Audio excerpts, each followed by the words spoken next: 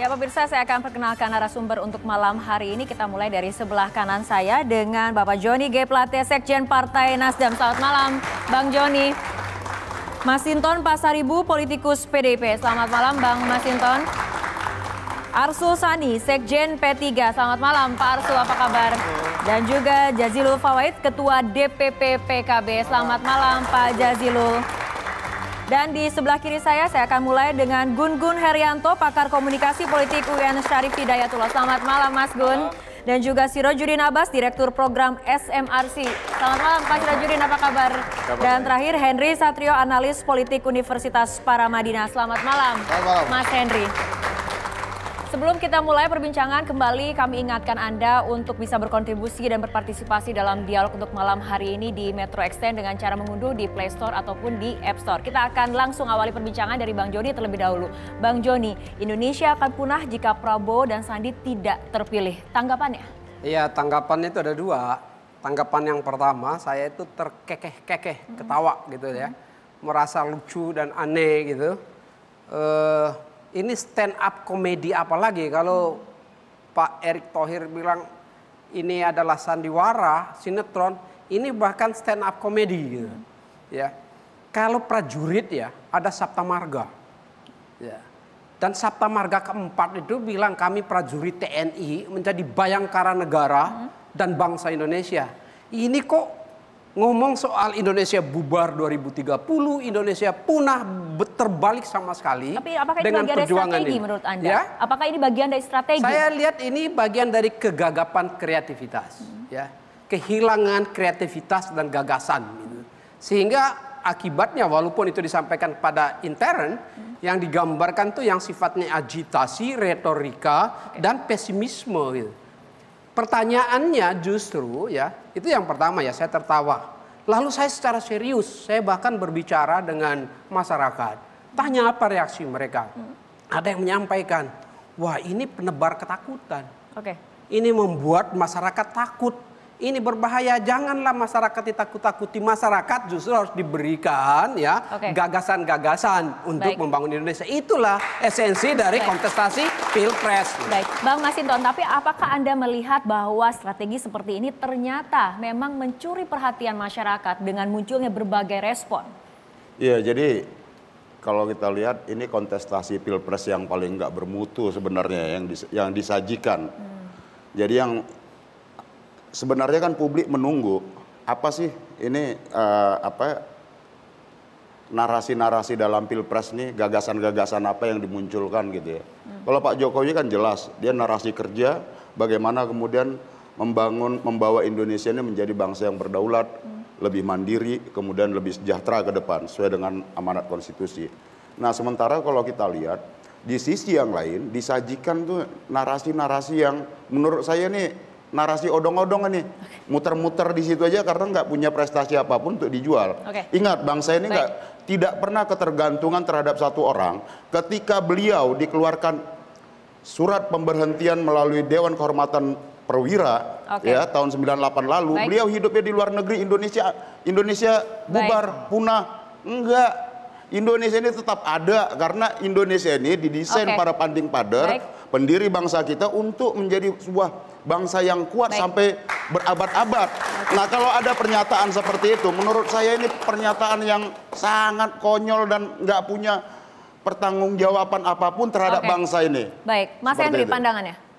Ya kalau saya sih melihatnya, kalau dalam teori komunikasi politik itu kan yang paling mudah adalah who says what gitu ya. Kepada siapa, audiensnya apa, impactnya apa gitu. Pada saat itu kan Prabowo bicaranya di internal beliau gitu kan. Di internalnya Gerindra. Jadi kalau menurut saya sih karena di internalnya bebas-bebas saja. Justru kita-kita ini yang artinya menurut Anda tidak ada masalah karena ini di internal? Iya, di internal nggak apa-apa. Justru kita-kita ini yang menurut saya agak kebakaran jenggot. Orang nggak diajak ngomong, kitanya berisik sendiri. Nah tapi gini, maksud saya jangan sampai lupa Rara bahwa marilah kita lihat sejarah di Nusantara ini sudah berapa negara yang sudah mendiami Indonesia sama seperti kita sekarang. Itu kan banyak, ada Sriwijaya, Majapahit, ada Singosari. Coba kita cek siapa yang umurnya paling muda. Cek lagi umur Indonesia yang baru 73 tahun ini.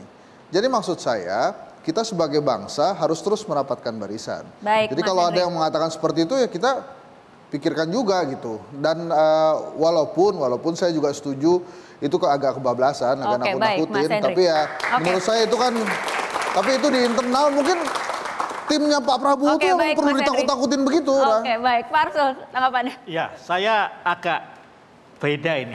Ya, berikhtilaf nih sama Mas Henry Satrio. Kenapa? Memang itu forum internal, tetapi karena bersifatnya terbuka, dipancarkan oleh sekian media, dihadiri oleh sekian ratus jurnalis, maka pesan yang disampaikan itu memang sengaja diberikan untuk seluruh rakyat.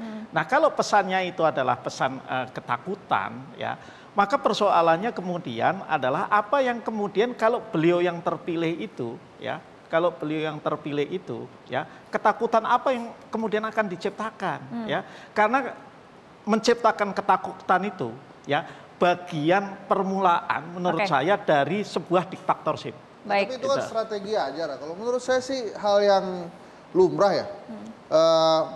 Saya bukannya mau membela Pak Prabowo, tapi saya melihatnya event itu memang diset untuk internal dan jangan-jangan emang senengnya dia caranya begitu gitu kan. Pak Prabowo ini kan punya dasar cara komunikasi yang berbeda dengan Pak Jokowi itu memang seperti itu. Pak Jokowi kan kekuatannya piningitnya kan.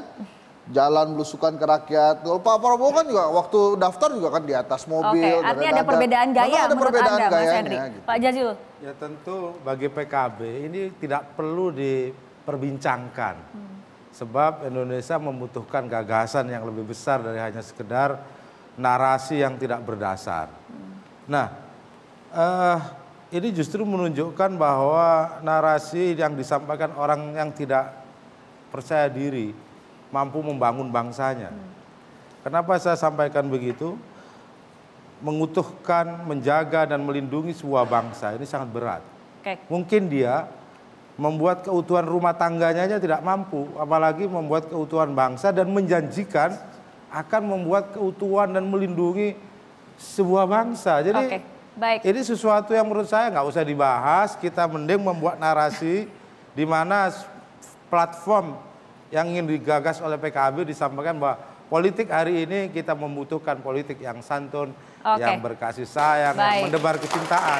Baik Pak Sirajudin, dari segi pemilih sendiri, narasi kecemasan yang disampaikan, bagaimana ini dampaknya kepada pemilih? Apakah memang bisa berhasil mencuri hanya perhatian, tidak sampai ke simpati atau seperti apa?